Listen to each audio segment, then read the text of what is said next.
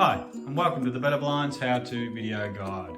Today I'm going to show you how to set up for the new Builder's Range bracket for a link code 2. So let's get started. So for a link code 2, you'll have your pin end bracket like this, to the left hand end, your support bracket, a large hole bracket in the middle, and then to the right hand end will be your chain drive bracket.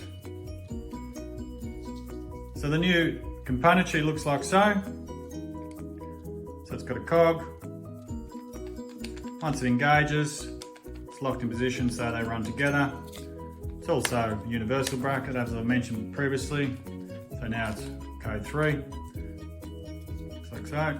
So let's put the blinds up. So we put our right hand blind up first. Chain drive up the right hand end. Large pin end, the left hand end.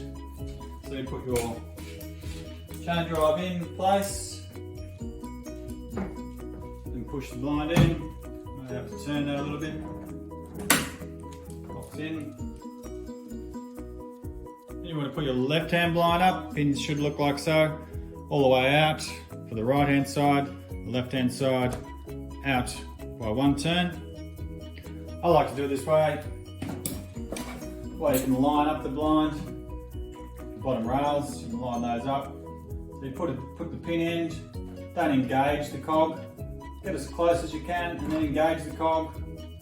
And then this end, push the blind in. There you go. So already lined up. If they're not lined up, then you can wind the pin in, go down one cog or two cogs, however you mean, or up or down cogs.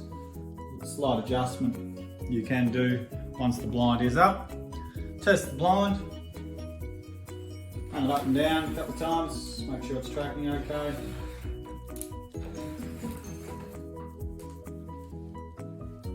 So that is how you install the new Builder's Range bracketing for a link code 2. Thank you very much for watching this video. Hope it helped. Have a great day.